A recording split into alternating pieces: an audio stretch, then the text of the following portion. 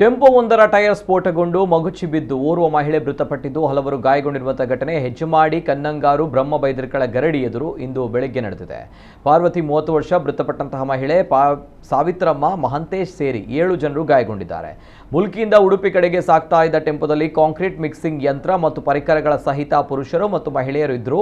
ವೇಗವಾಗಿ ಸಾಗ್ತಾ ಇದ್ದ ಟೆಂಪೋವಿನ ಟೈರ್ ಸ್ಫೋಟಗೊಂಡು ಚಾಲಕನ ನಿಯಂತ್ರಣ ತಪ್ಪಿ ಮಗುಚಿ ಬಿದ್ದಿದೆ. ಸ್ಥಳಕ್ಕೆ ತಕ್ಷಣ ಬಂದ ಸ್ಥಳೀಯರು ಟೆಂಪೋ ದಾಡಿಯಲ್ಲಿ ಸಿಲುಕಿಕೊಂಡ ಹಲವರನ್ನ ಹೊರತೆಗೆಯಲು ಸಹಾಯ ಮಾಡಿದ್ರು. ಮಹಿಳೆಯೋರ್ವರು ಯಂತ್ರದ ಅಡಿಗೆ ಸಿಲುಕಿದ್ದ ಕಾರಣ ಕ್ರೇನ್ನ ಸಹಾಯದಿಂದ ರಕ್ಷಿಸಲಾಯಿತು.